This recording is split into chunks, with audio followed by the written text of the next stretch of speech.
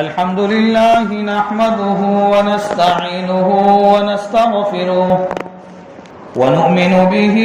ونتوكل عليه ونعوذ بالله من شرور أنفسنا ومن سيئات أعمالنا من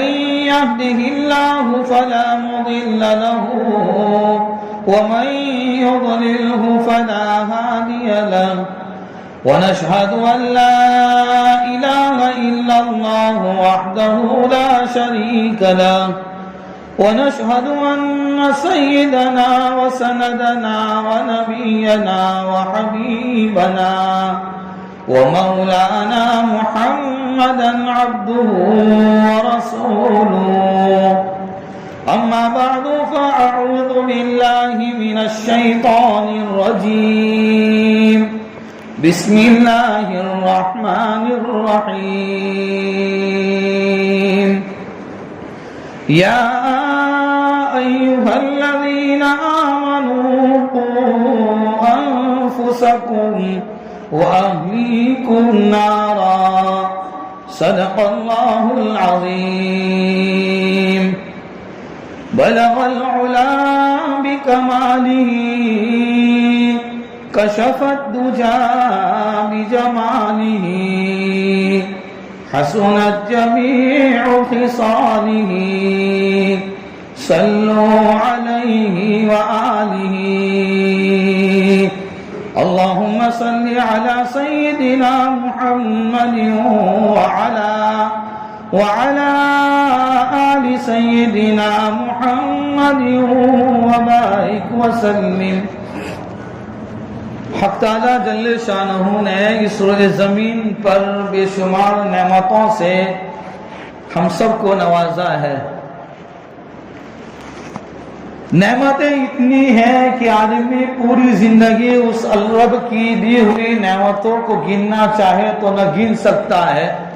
نہ شمار کر سکتا ہے. بے شمار نعمتیں ہیں.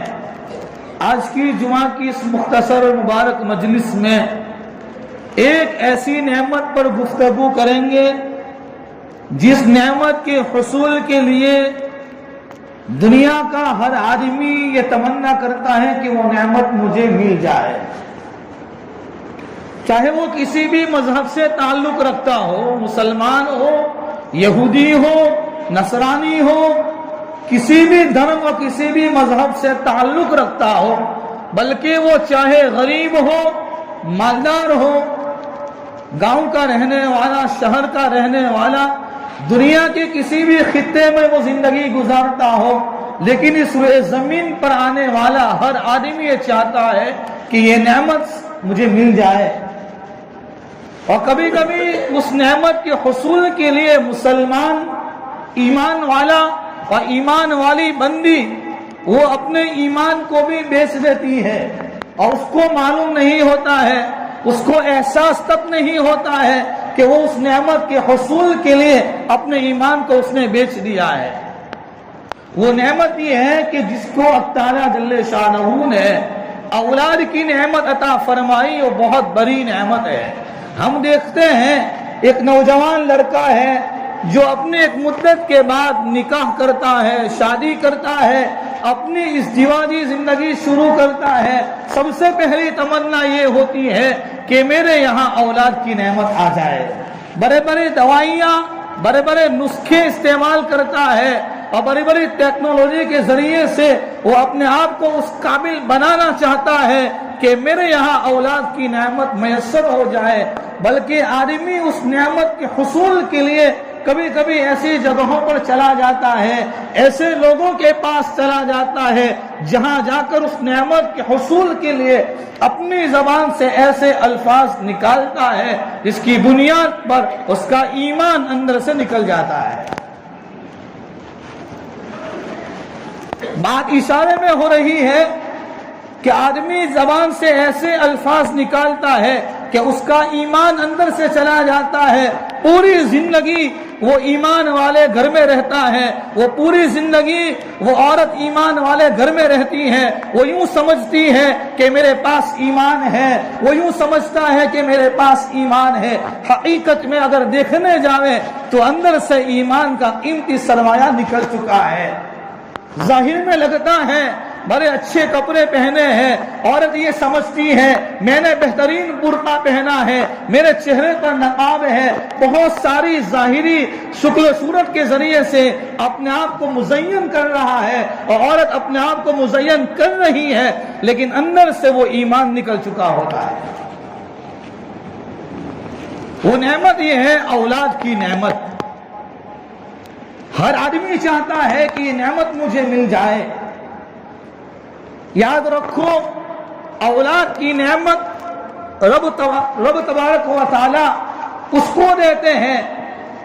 جس کو وہ چاہتا ہے، وہ اس کی مرضی ہے، وہ اس کی حکمتیں ہیں۔ ایک آدمی 50 سال تک زندگی گزارتا رہے، اگر اس کے مقدر میں اگر اولاد کی نعمت نہیں لکھی ہے تو وہ دنیا کی کسی بھی جگہ پر جا کر اولاد کے لیے روتا رہے اور اپنے سر کو ٹپکتا رہے اور اس کو پٹکتا رہے، لیکن وہ کچھ ملنے والا نہیں ہے جب تک کہ اس کی مرضی نہ چاہے، اس کی حکمت نہ چاہے، اس کی تقدیر، اس کا قدرت نہ چاہے۔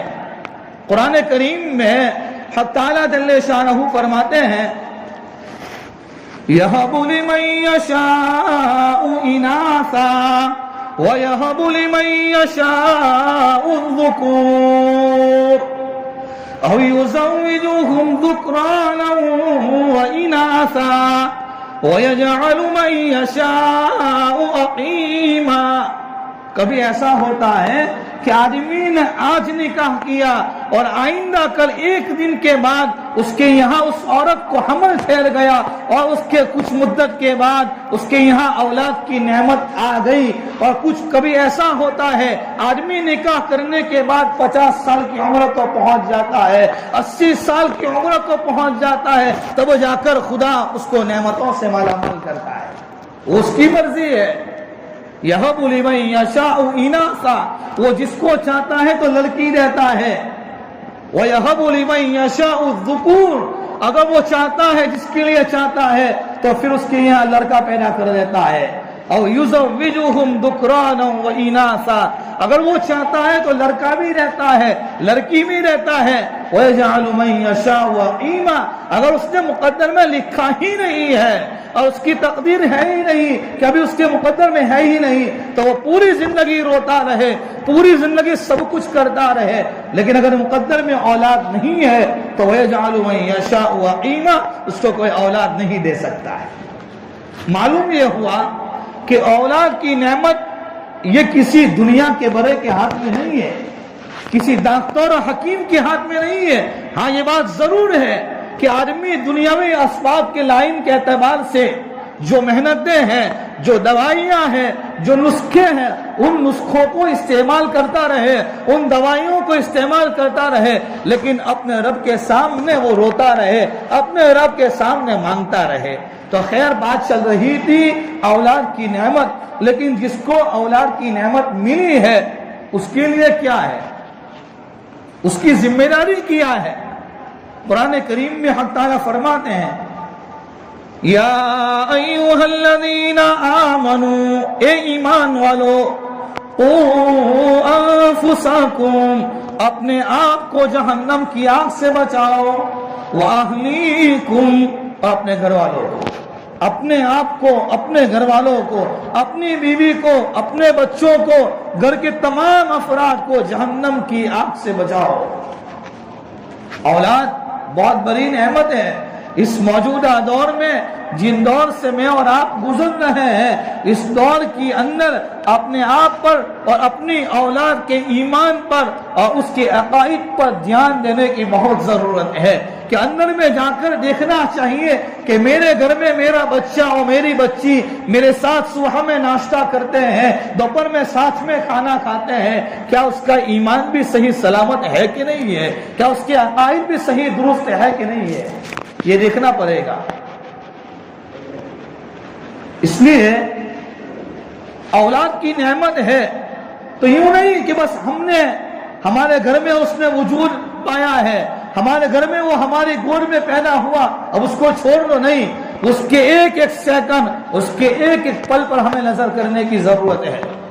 کہ ہماری اولاد کہیں ہمیں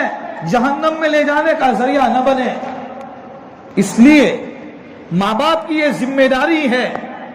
کہ جہاں اپنے گھر کے اندر اپنی آل و اولاد کے لیے دنیا کی بہترین چیزیں لا کر اس کو دیتے ہیں، بہترین سے بہترین غذا اس کو دیتے ہیں، بہترین سے بہترین کپڑے اس کو دیتے ہیں، بلکہ ایک بات عجیب یاد آ گئی، علماء نے تو یہاں تک لکھا ہے کہ اگر کوئی چاہتا ہے کہ میری اولاد کی تعلیم و تربیت اور میرے یہاں نیک اولاد پیدا ہو تو پھر اس کو چاہیے کہ سب سے پہلے اس کو نکاح سے پہلے ہی ویسی تیاری کرنا چاہیے۔ اللہ کے نبی صلی اللہ تعالی علیہ وسلم نے فرمایا ہے تنکح المرأة لأربع لمالها ولجمالها ولحسبها ولدينها فاذكر بذات الدين تربت يداك او كما قال۔ اللہ کے نبی صلی اللہ تعالی علیہ وسلم نے فرمایا اس حدیث پاک میں کہ عامتاً انسان 4 وجہ سے کسی لڑکی سے نکاح کرتا ہے۔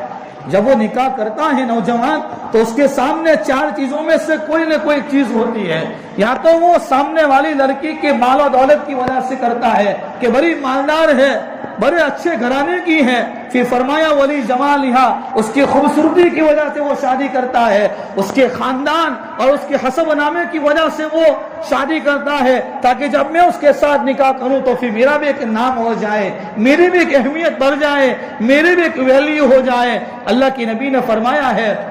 کہ ولیدینہا، یہ 3 تو ہے ہی، لیکن اگر شادی کرنا ہے، نکاح کرنا ہے تو فرمایا لڑکی کی دینداری دیکھو۔ اگر آنے والی لڑکی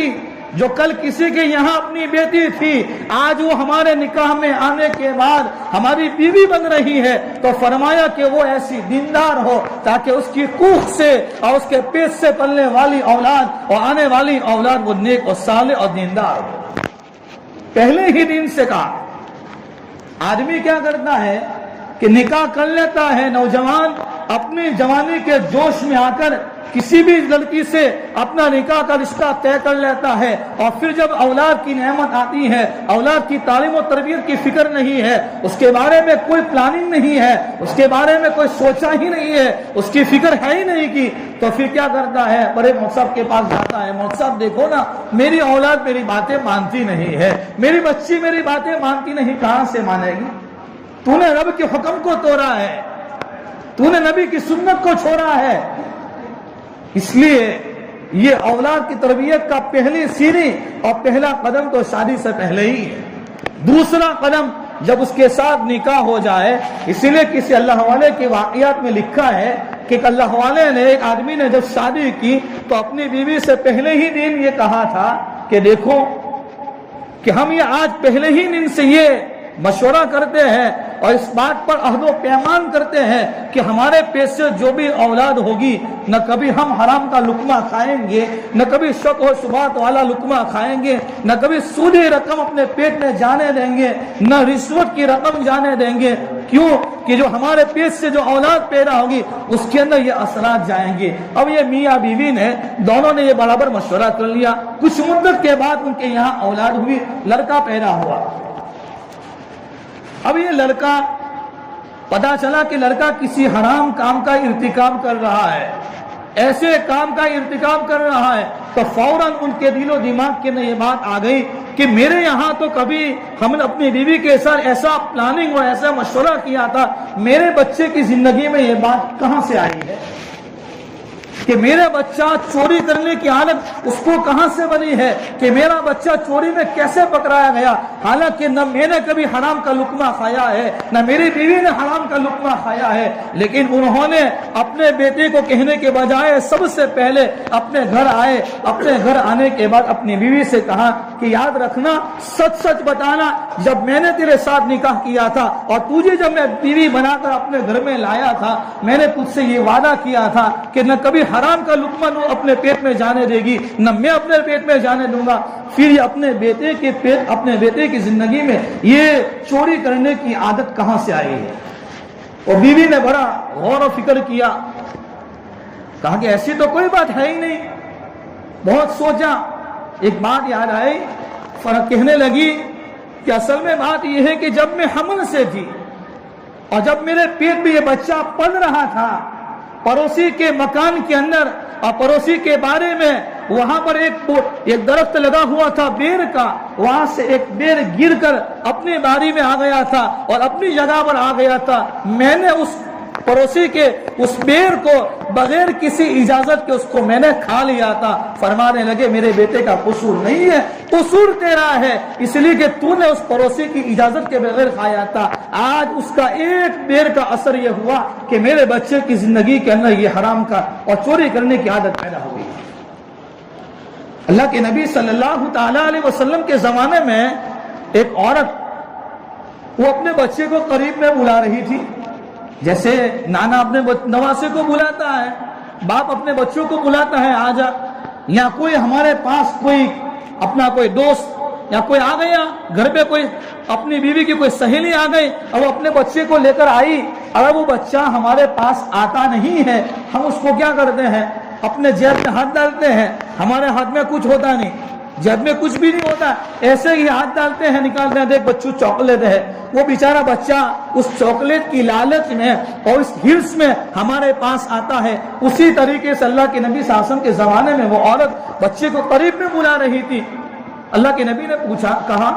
کہ وہ عورت سے کہ کیا تو جب وہ بچے کو قریب میں کرتی ہے تیرے پاس کوئی چیز ہے دینے کے لیے، بچے کو مانوس کرنے کے لیے؟ فرمایا ہاں کھجوریں ہیں۔ کہا تب تو ٹھیک ہے، اگر تیرے پاس کھجور نہ ہوتی اور تو ایسے ہی اپنی بد مٹھی کے ذریعے اس بچے کو قریب کرنا چاہتی تو یاد رکھنا تو اپنے اس بچے کو جھوٹ کی عادت سکھا رہی ہے۔ اب ہم سوچیں روزانہ ہم اپنے بچوں کے ساتھ کیا کرتے ہیں، روزانہ اپنے بچوں کے ساتھ کیا کرتے ہیں، محلے کے بچوں کے ساتھ کیا کرتے ہیں۔ ایک حرام کا ایک دانہ جب پیٹ میں جاتا ہے، عبادتوں کا نور چلا جاتا ہے، تو پھر ہمارے پیٹ میں جب حرام کا لقمہ جائے گا۔ اسی لیے مشائخ اور علماء نے لکھا ہے، یہاں تک لکھا ہے کہ جب ماں اپنے بچے کو دودھ پلاتی ہے اور وہ اپنے بچے کو اپنے سینے سے لگاتی ہے اور دودھ اس کو پیٹ کے اندر ٹرانسفر کرتی ہے، تو فرمایا ظاہر میں لگتا ہے کہ وہ عورت اپنے بچے کو دودھ پلا رہی ہے، حقیقت میں وہ دودھ کے ساتھ وہ اپنی زندگی کا اثر اس بچے کے پیٹ میں ڈال رہی ہے۔ اگر ماں نیک ہے،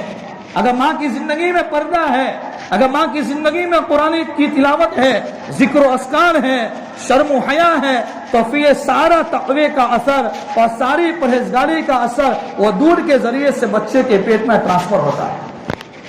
اگر اللہ حفاظت کرے، خدا نہ خواستہ اگر وہ ماں کی زندگی میں بے پردگی ہے، ماں کی زندگی میں بے نمازی ہے اور اس کی زندگی میں سنتوں کا ٹھکانہ نہیں ہے اور اللہ کے احکام کے بغیر زندگی گزار رہی ہے، تو پھر وہ اپنے غلط چیزوں کا اثر اور غلط کاموں کا اثر وہ دودھ کے ذریعے سے بچے کے پیٹ میں ٹرانسفر ہوتا ہے۔ جب یہ بچہ بڑا ہوتا ہے، جب یہ بولنا لگتا ہے، اسی لیے علماء نے لکھا ہے جب بچہ 2 سال کا ہوتا ہے، اگر وہ اپنی زبان سے کچھ نہیں بولتا ہے، وہ اپنی آنکھوں کے ذریعے سے ساری باتوں کو لے رہا ہے، جیسے موبائل کے اندر ساری باتیں ریکارڈ ہو رہی ہے، وہ 2 سال تک وہ ساری باتوں کو اپنے اندر ریکارڈ کرتا ہے۔ جب 2 سال کے بعد بولنا شروع کرے گا، اس کی زبان سے وہی باتیں نکلے گی جو 2 سال کے اندر اپنے ماں باپ کے ذریعے سے، ماں باپ سے جو اپنی آنکھوں سے جو دیکھا ہے اب وہ زبان کے ذریعے سے بولے گا۔ پھر ہم کہیں گے مولانا صاحب ہمارے اولاد ہماری باتیں نہیں مانتی، تو کہاں سے مانے گی؟ اس لیے کہ ہم نے اپنے اولاد کی جو تعلیم و تربیت ہے، اولاد کی تربیت کے اوپر بہت ساری لمبی باتیں ہیں، لیکن مختصر وقت ہیں، بس شیخ ذوالفقار نقشبندی دامت برکاتہم علیہ نے اولاد کی تربیت پر بہترین باتیں لکھی ہے کہ جو آدمی اپنے بچے کی زندگی میں صرف 3 چیزیں پیدا کر لے تو سمجھو کہ انشاءاللہ اس نے اپنی اولاد کی تربیت کی صحیح معنی میں فکر کر لی۔ نمبر 1 مختصراً، نمبر 1 ہماری اولاد کبھی جھوٹ نہ بولے، کبھی جھوٹ نہ بولے، ہر چیز گوارا ہے لیکن جھوٹ گوارا نہیں۔ دوسرے نمبر پر نمازوں کا اہتمام، 5 نمازوں میں سے ایک بھی نماز میرے بچے کی قضا نہ ہو، میری اولاد کی ایک بھی نماز نہ چھوٹے، اس کی نماز قضا نہ ہو۔ اور تیسرے نمبر پر فرمایا اس بچے کی زندگی میں خدمت کرنے کا جذبہ پیدا ہو جائے. ماں باپ کی خدمت ہے, محلے والوں کی خدمت ہے, رشتہ داروں کی خدمت ہے, پوری امت کی خدمت ہے. جب یہ خدمت کا جذبہ پیدا ہو جائے گا تو یوں سمجھو کہ آپ نے اپنے اولاد کی تربیت کی صحیح معنی میں فکر کی ہے. اللہ تعالیٰ سب سے پہلے مجھے ہم تمام کو ان باتوں پر عمل کرنے کی توفیق کامل نصیب فرمائے, اپنی اولاد کی صحیح تربیت کرنے کی توفیق نصیب فرمائے. اور ایک اعلان تھا, آدم بھائی درسوت جو اس وقت بیمار ہے, ہمارے ڈاکٹر اسلم بھائی کے والد صاحب ہیں, اللہ تعالیٰ ان بیماروں کی شفاء کاملہ عاجلہ مستمرہ دائمہ نصیب فرمائے. امت میں بہت سارے بیمار ہیں, تمام بیماروں کے لیے شفا کی دعاؤں کی درخواست ہے. امت میں بہت سارے لوگ پریشان ہیں, کوئی مقروض ہے. میں آج کی اس مجلس میں ایک مختصراً ایک عمل بتا کر جاتا ہوں. جو مقروض ہے, روزی روٹی کے لیے پریشان ہے اور ہر اعتبار سے آدمی پریشان ہوتا ہے, ایک عمل مختصراً یہ ہے کہ 24 گھنٹے ہر آدمی باوضو رہنے کا اہتمام کرے, وضو کے ساتھ. عورت اپنے گھر میں وضو کے ساتھ کچن میں کھانا پکائے, جو کچھ کام ہے وضو کی حالت میں. اگر مرد ہے, اگر نوجوان ہے, وہ اپنی کالج میں جاتا ہے, اسکول میں جاتا ہے, یونیورسٹی میں جاتا ہے یا اپنے جاب پہ جاتا ہے, کہیں پر بھی جاؤ, لیکن وضو کے بغیر نہیں. وضو کے ساتھ رہیں گے, ایکسیڈنٹ سے حفاظت ہوگی, اللہ تعالیٰ روزی میں بے انتہا برکتیں دیں گے, اللہ تعالیٰ کی محبت آئے گی. اس کے بہت سارے فوائد ہیں. جب آپ انشاءاللہ نیت کرو کہ 40 دن تو کم سے کم 40 دن ہم باوضو رہیں گے, باوضو 40 دن رہنے سے آپ اپنی آنکھوں سے ان تمام فوائد کو دیکھیں گے. اللہ سب سے پہلے مجھے ہم تمام کو عمل کی توفیق نصیب فرمائے. آمین. وآخر دعوانا ان الحمدللہ تعالی رب العالمین.